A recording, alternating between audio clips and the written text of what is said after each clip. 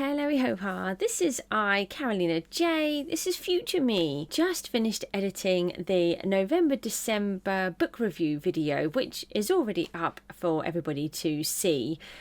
However, whilst editing, I've realised just how badly my ME CFS was hitting me.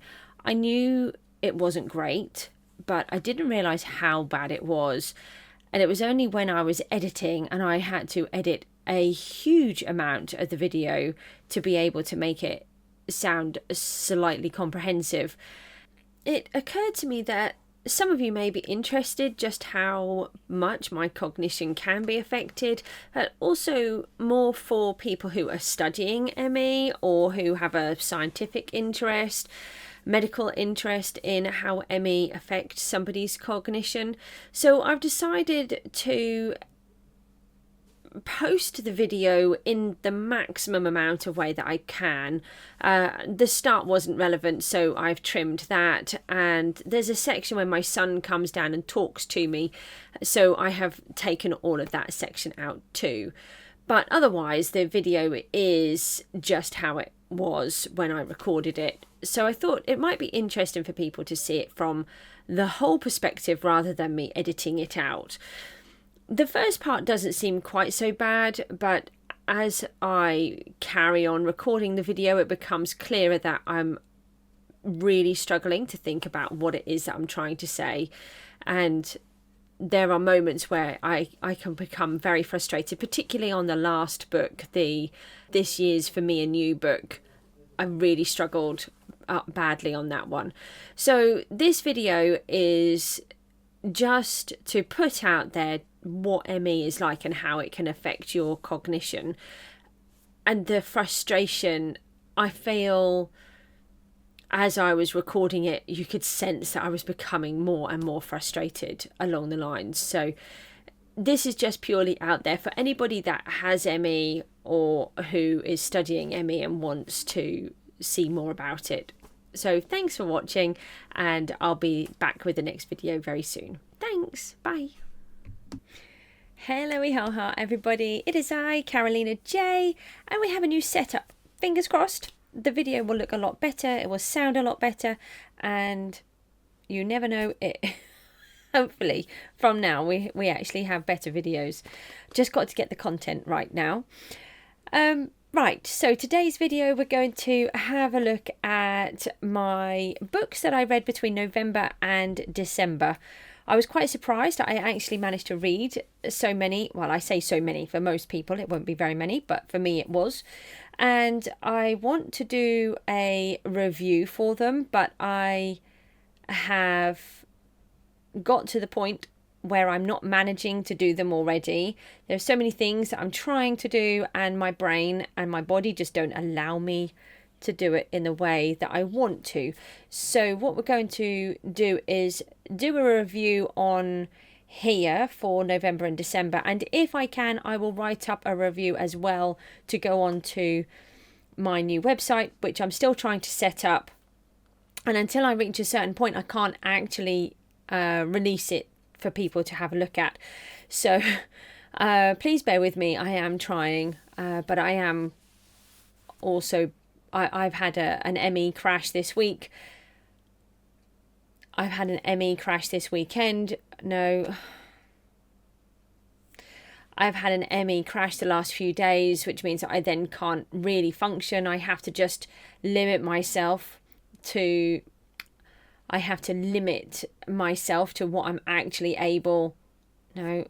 I have to limit myself to the essential jobs, like looking after the children, making sure they have food, taking the dog for a walk, that kind of thing, and then I have to keep resting. It's really frustrating, but that's life with ME, unfortunately. I pushed myself a bit too hard. I built myself a new unit, which is absolutely amazing. It's working really, really well, and unfortunately my body then said, no, you did too much. So the website and the reviews are being put on hold again just while I try to recover. So we're going to do the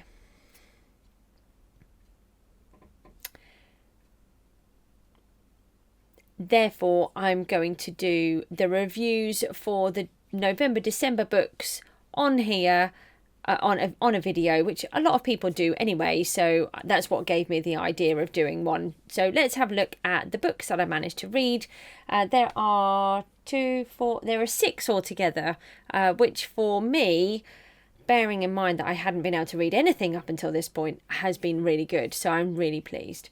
So let's have a look. The first one was this one, Line of Duty by Wensley Clarkson. This is the true story of, I'm going to say, they put it down as the real story. I've just said it's the true story. It's supposed to be the true story. So it's using, let me just try that whole thing again. Okay. So the first book that we're going to review is Line of Duty, the real story, by Wensley Clarkson.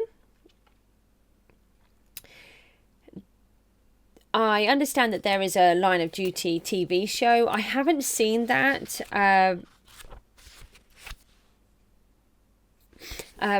But this book is all about corruption within the police force. Going back a really long time. He starts off really early on, talking about what it was like during the schools during the war, right up until what was present day when he wrote the book. I have to say it was a very interesting read. I found it sometimes a little bit clunky, but I suppose not smooth flowing to read all the way through. It took me a huge amount of time. I would say I read this over a span of about 6 months originally, because that's where my cognition wasn't working. The final sort of half of the book is when I then managed to start reading again, and I was able to pick it up much quicker. Whether or not I understood all of it, I can't promise you, but I definitely understood a decent amount of it. It's very interesting. He has lots and lots of different perspectives from lots of different police officers and criminals, in fact, as well, that have been willing to talk to him, some of them with anonymity and some of them without. It is definitely enlightening. By clunky, I mean, if I was reading a normal novel, it would flow all the way through. But I think because this was a factual book and the way that it needed to be written, it was very hard to not make it clunky. He's made it flowing as much as possible, but I did find it just that little bit clunky. It's the only word I could think of. But I definitely found it really interesting. The reason why I'm reading this is, let me do it that way. The reason I'm reading this is, again, it's research into what I want for my book. There are lots of aspects you'll find that I'm researching lots of different books, and you're not going to know why I want to research them. I mean, you might be able to figure out some things or guess some things because of the book that I'm reading, but at the same time, I'm hoping that I'm not going to give you anything away from what it's there for. So I found this really interesting anyway. Definitely worth reading. People give them stars, don't they? I was going to do it out of 10, but I've realised that most people seem to do them out of 5. I think I was going to give this, I'm going to give it a 3.5, 4. I'm trying to think if I want to give it a 3.5 or a 4. It's been a while since I read it now. I have to try to remember. I think a 4 because of the interesting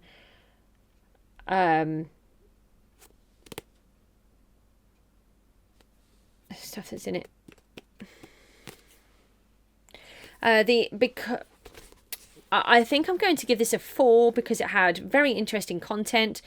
He's obviously had to find all of this data, speak to all of these different people, get them willing to discuss all of this different criminal activity. It must be quite a dangerous job to do that, so I'm quite in awe of that.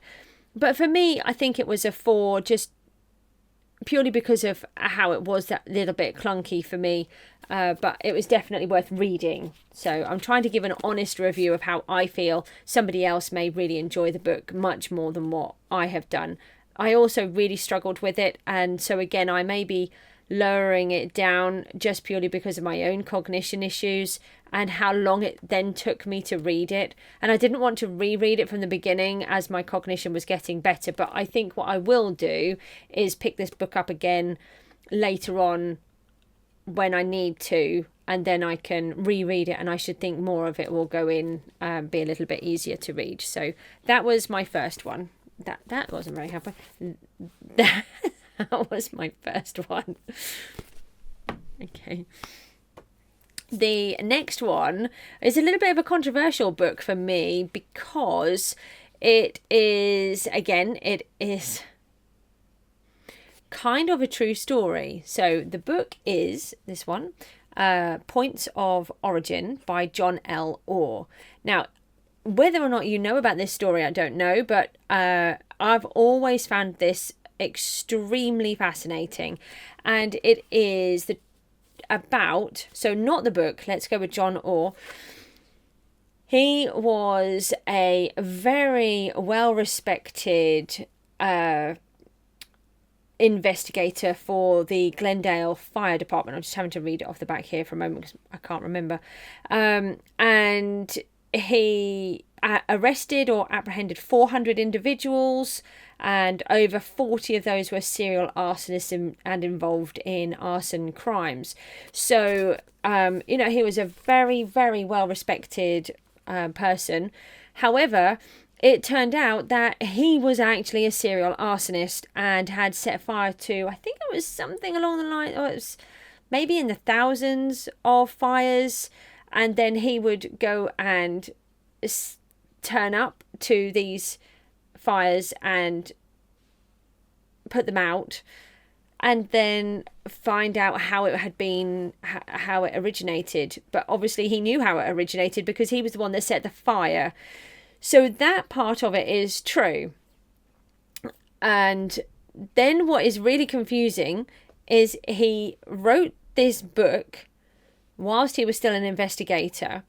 And when he was arrested, they found it. It was either before he was arrested or whilst he was under suspicion, and they then took this book, and everybody that was involved was reading it and going, but all of these events happened, and it was like it was a factual book based on what his life was and all of these different fires that had happened, but they were in this fictional book. And then the way that he was writing it, it really made it feel like he was the person that had set fire to everything. And they even used it in his court case, and it was partly what allowed him to be put into prison. And I believe he's still in prison now and has not been, isn't being released. So it is really it's really interesting. There's one of the controversies for me is I do not like buying books from people who are known criminals and are currently in prison. However, I really needed this for my book, and there is a particular part that I'm really interested in. So I had to purchase it because it's not really a book that's particularly well known, so I couldn't get a second-hand copy, and so I had to purchase it, which was a little bit frustrating for me. So that is a problem. There were a few issues for me with the book. One, it contains a lot of explicit content, and I do not do explicit content at all. I nearly didn't finish the book because of it. It was very difficult for me. I had to try to skim past, and the only reason I kept going is because I wanted to have it for this research. So I would have DNF'd it very quickly based on that. There's quite a bit that it's just not necessary, and I found it very frustrating. The first half of the book I found a real challenge. So again, I had tried to read this previously and not got very far, maybe a couple of chapters. Then I managed to finish reading the book, continue reading this one, the Line of Duty book. And then I managed to pick this one back up, and I started it back from the beginning again because I hadn't read it that far. And I was able to read a line, a sentence. Then I would have to reread that sentence. Then I would read a paragraph, and then I'd have to reread the paragraph, and sometimes I'd read them several times over. And then gradually it was taking me days just to read a half of a page. Then gradually I would read a little bit more, and then it just started to click a little bit more.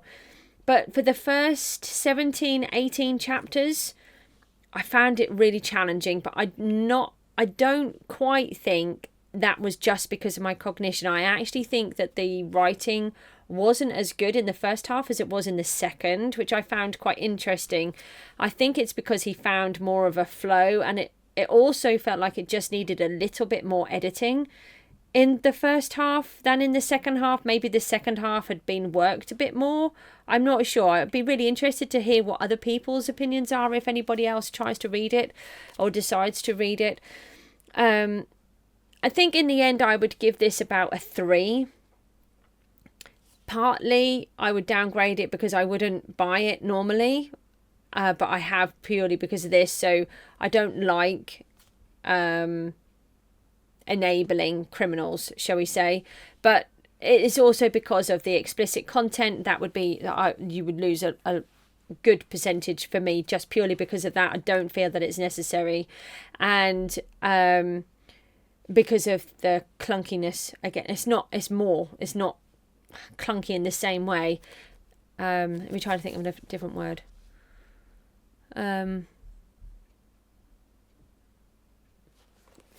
I just felt like it needed a bit more editing to what it had. So, points of origin, I'm going to give a 3. Definitely read up about the case. It's really, really fascinating. And I believe his daughter and another person have just released a book jointly. I am quite interested in that because it's a different perspective. It's the perspective of his daughter, who I don't believe has any contact with him anymore. So it'd be quite interesting to see from that side. But anyway, that's the review of this one. Next is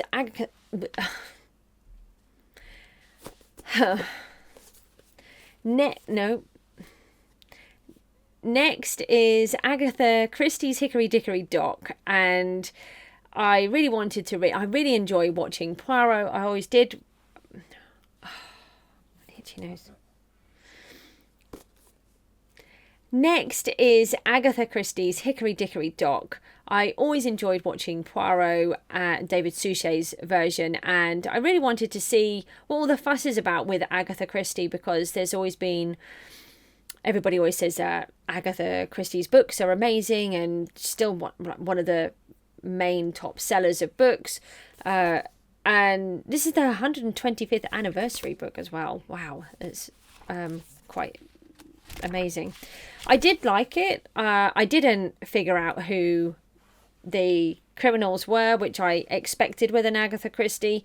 I thought there would be enough twists and turns in there for me not to figure it out, so I did like that. I don't like to be able to just guess who it was. It puts me off. I was a little bit concerned about the manner of the language, but bearing in mind that the book is from its time. Is it the 20s or is it later? I'm not actually 100% sure. Let me just see. Oh no, first published in 1955 in Great Britain. So there are tones of racism. There's not too much in there. I have read worse, but I feel that everybody has a place in society as an equal.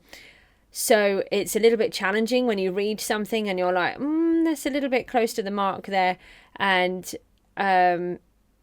obviously we still accept these books, but we need to accept them for how they were written and what society was at the time, as opposed to what it should be today. So I did find that a little bit challenging for me. So I think I'm going to give this a 4.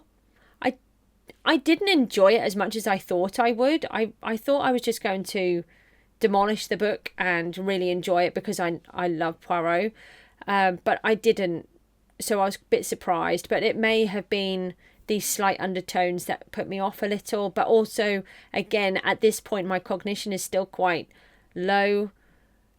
So it could have been actually because of the cognition difficulties and trying to take on board what was being said and understand. But yeah, so I think I just said I'm going to give it a 4. I don't actually know what I said. I think a 4. I think a 4 is fair. So yeah, Hickory Dickory Dock. Next up is this one, The Last Place You Look by Kristin Lepionka.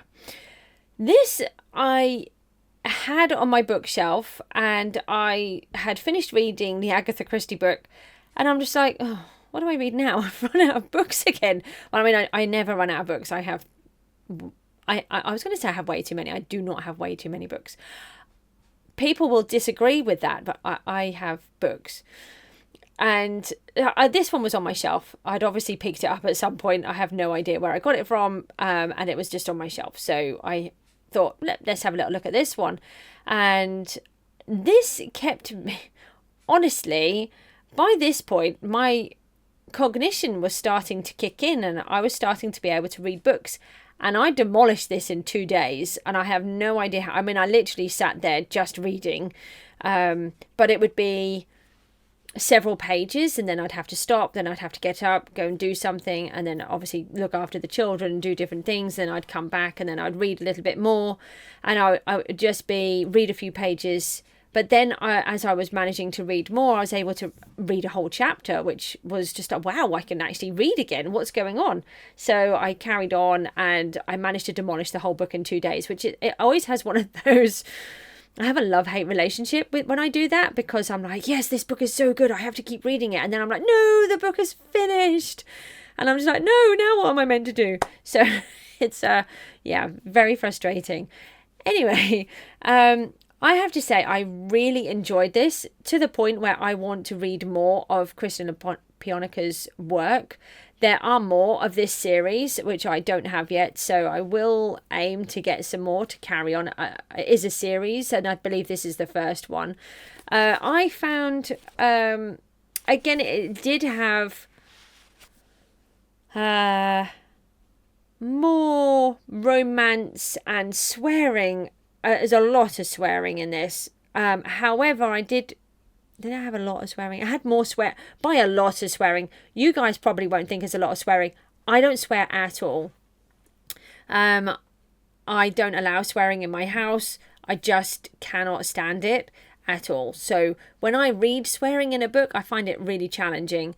But I think I felt that it was tolerable because of the way that Kristin had written it, that you felt that it was necessary for that character in that place. Again, I didn't figure out who it was. Or did I? I think I figured it out. No, I figured it out exactly when Kristin wanted us to figure it out. So technically, I hadn't sorted it. I hadn't figured it out earlier. So I was really chuffed about that, because I got it as she was almost telling us. So it was. I'm just trying to think how to explain that. I was happy that I didn't have to have it almost spelt out for me, but at the same time that I didn't guess it too early, if that makes sense. I found it a really interesting story. I liked the character building. The main character, I've forgotten the name because it's been a while since I read. Roxanne.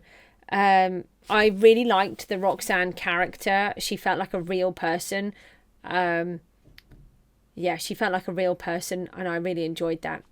So I was going to give this, I think I'm going to give it a 5 out of 5, because although it did have a few negatives for me, they were outweighed by all of the positives, and the fact that I demolished it in 2 days really says to me that I really enjoyed it. So yeah, I'm going to give it that. I thought you were going to say hello to everybody. Cooper's underneath my feet and doesn't want me to pick him up. Well, you do want me to pick you up. Well, wiggle waggle your tail and come here. Oh, come here. Oh, good boy. Oh. Right. Okay. Hey, it's Cooper Show. Hi. It's the Cooper Show. And look, his ears are starting to grow back. Go say hi to everybody. Cooper doesn't bark. He doesn't really talk very much, do you? Sometimes you make little whiny noises, which is really funny. Can you not put your nose in my face? Hi. I'm meant to be doing a book review, but we're doing a Cooper review instead. Cooper gets a 10 out of 10, except when he's grumpy. Are you sitting on my knee? Hold on. Let me just lift you up a bit. Oh, right down the bottom of the camera. Is it? Oh, we need cuddles. Is that what you need, a cuddle? Okay, right. Well, let's try and do this with Cooper on my knee. So the next one is Ruth Rendell's The Best Man to Die. I was... Again, this is a book that I just had on my shelf, and I thought, oh, what do I read next? So I thought, oh, well, let me have a look at this. Obviously, Ruth Rendell has been a really good author for a long time. You're going to have to get down because you're too heavy. Oh, and I'm now covered in dog fur. That's nice. Sorry. Yeah. So. Sorry, the Cooper took over again. So I'd never read a Ruth Rendell book, so I thought, well, let's give that one a go. And I have to say, that's 5 out of 5 straight away. I absolutely loved her style. I loved the language that she used. There were many words in there that I didn't understand, and I need to go back and have a look and try to expand my vocabulary. There will be words that I did know, but I have forgotten because of this whole cognition issue. So, but the whole style, the way that it was written, the Inspector Wexford, I really liked his character, and some of the other characters that were in the book as well. I liked how they were portrayed and the way that she depicted the differences in the class of people as well. I thought that was really interesting. And so much so that I have actually asked my neighbour to see if he can pick up as many of the collection as possible from this secondhand bookshop that we have access to in town. But because I don't go anywhere, he goes into town all the time. So he's going to pick up and see what he can find. And he has found me some. And that's why I've got it added to both. I can't point. It's so weird pointing backwards. But anyway, both piles I've got in both of my challenges. I have a Ruth Rendell book in there. So yeah, we've got Barbara Vine. Actually, I think have I got 3? Yeah, I've got 3 because I have one in the first one, and then I've got Barbara Vine, which is Ruth Rendell, and then I've got another Ruth Rendell. So yeah, I've got several to read. So yeah, definitely 5 out of 5. I really thoroughly enjoyed it to the point where I want to read the entire collection. So win for me. Cat wants to come in.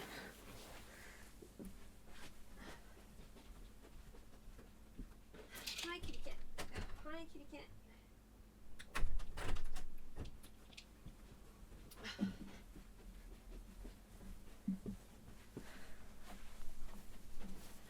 Tyler the kitty cat is now back in.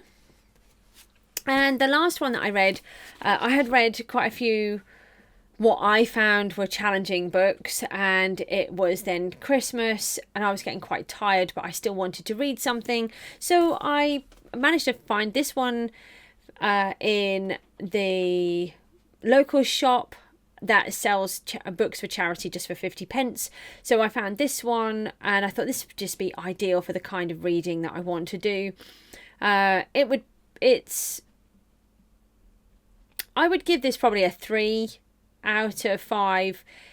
It's easier to read. I did find quite a few editorial errors all the way through, and that really put me off. There was also another thing that really put me off, and it's very interesting to me in a very bizarre way. So Emily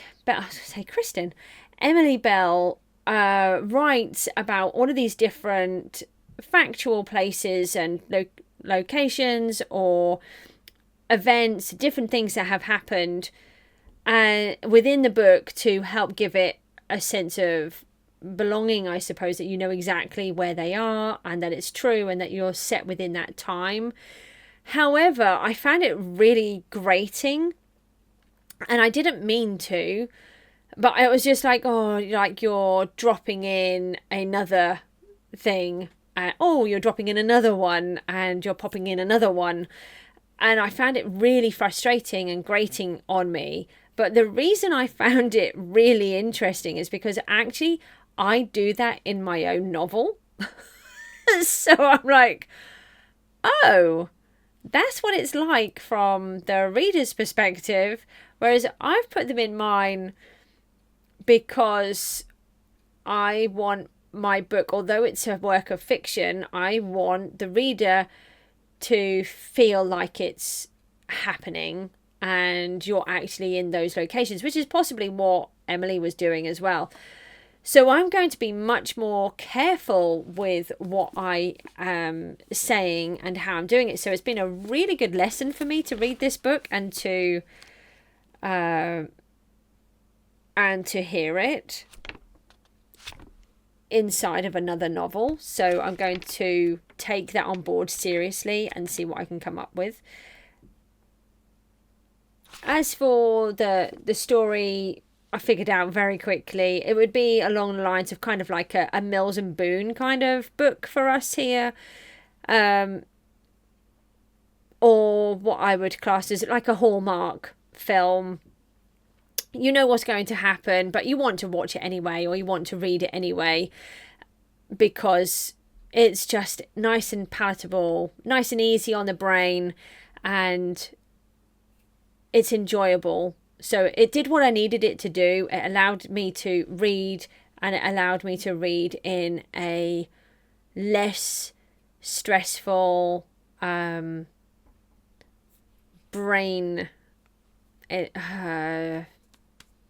inducing is kind of the wrong words.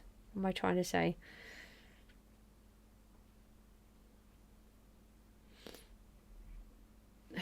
What am I trying to say?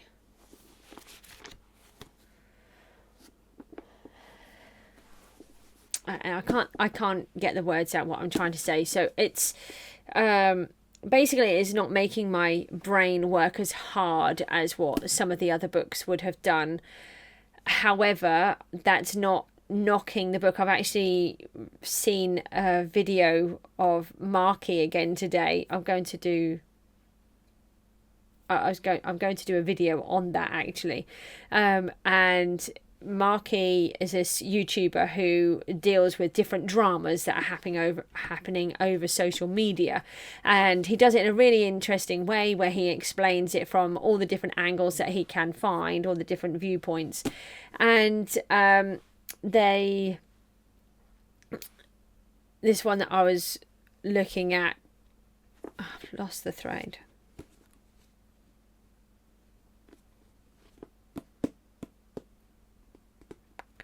The one I was watching today was specifying how a particular person was telling people not to give books good reviews if they haven't been written very well, and it did kind of include this kind of a book. But it's not, for me, it is about every book has its own purpose. So this book was perfect for how my brain was at that point when I took it on, and I really needed to read a book like this.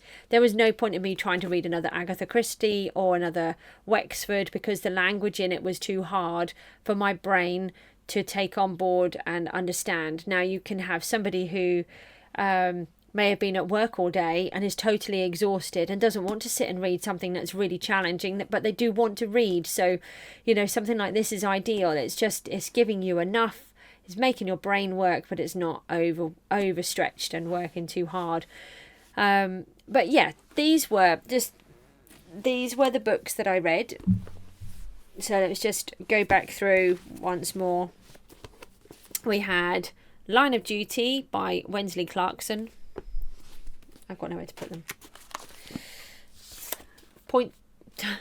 Points of Origin by John L. Orr.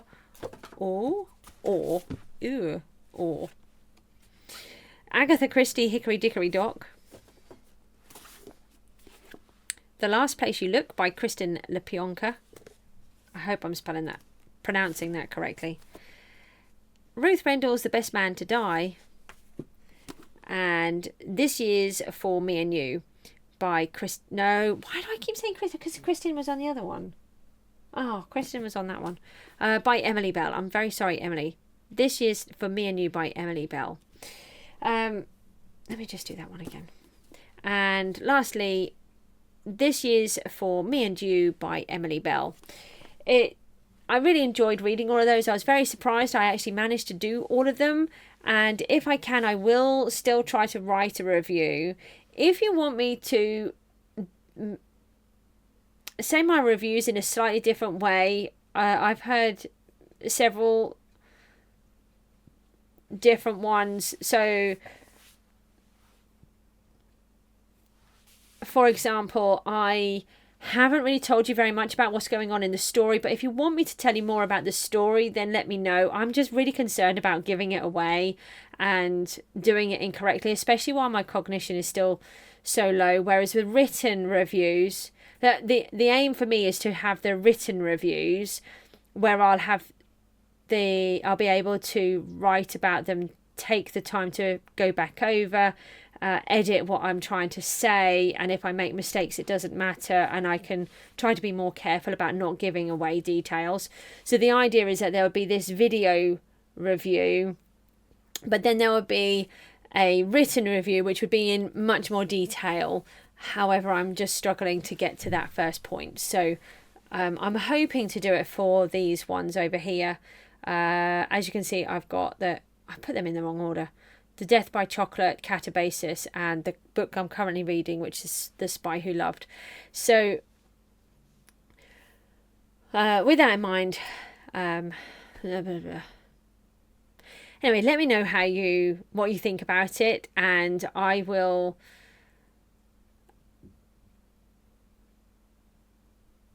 I don't know what to say.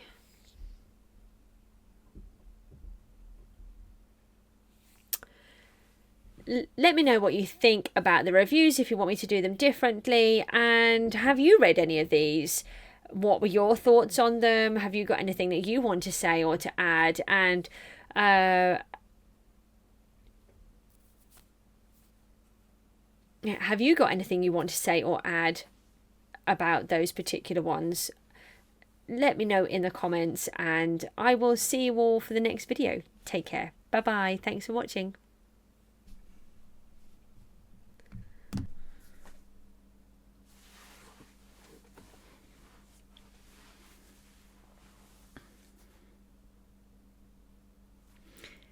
Hello ho ha, this is future Carolina J. I have just finished editing the November-December video, which shows the reviews that I have, which shows the books that I have read and what I felt about them. Whilst editing, I have realised that I knew that I was struggling mentally whilst recording the video. However, why can't I get any of this out?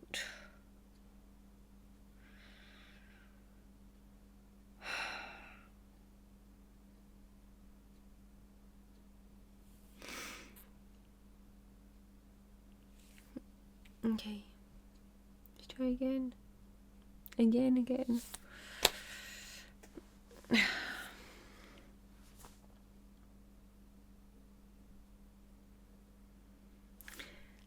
Hello, Hopa. This is I, Carolina J. This is future me.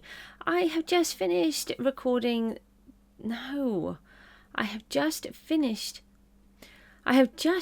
editing the November-December book review video, which is already up for everybody to see. However, whilst editing, I've realised just how badly my ME CFS was hitting me. I knew it wasn't great, but I didn't realise how bad it was. And it was only when I was editing and I had to edit a huge amount of the video to be able to make it sound slightly comprehensive that it occurred to me that maybe there would be people out there. Oh God, my allergies now. It's like it doesn't want me to do the video. Oh dear.